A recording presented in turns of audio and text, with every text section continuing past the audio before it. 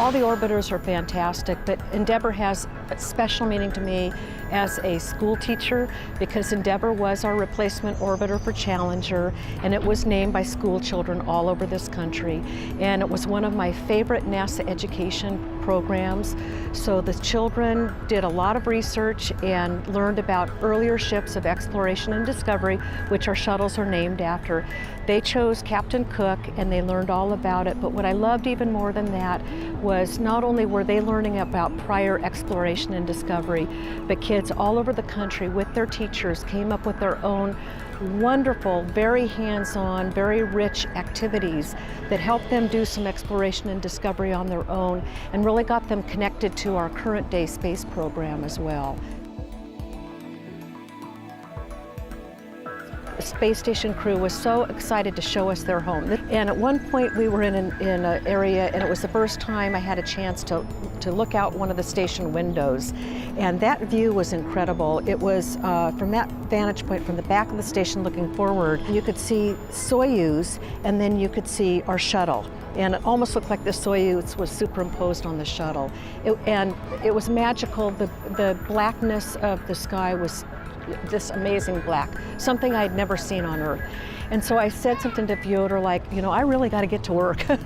but if you'll help me, if you don't mind, I'd love to come back and take this shot at some point. He said, I never did have time to get back and take that picture.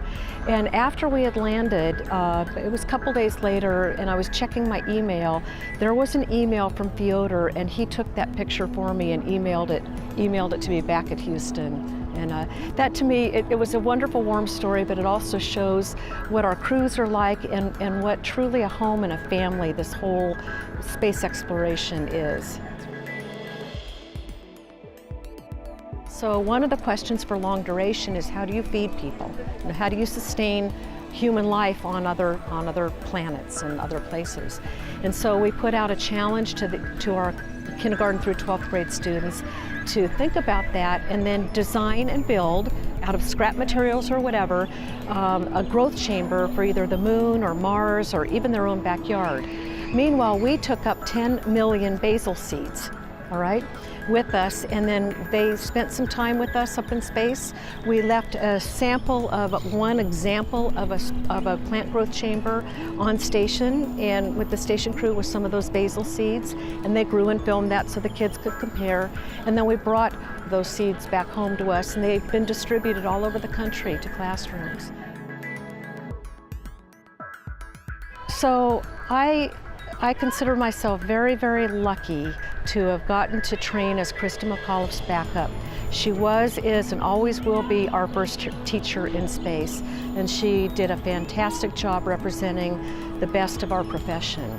I was lucky to get to help carry that on, and what I am most proud of for all of us is what Krista started and has continued on. We now have 3 more teachers in the astronaut office, and I'm just really proud of that legacy and knowing that NASA knows how important education is, that it's fully infused in one of the most highest visible portions of the space program, of our space program.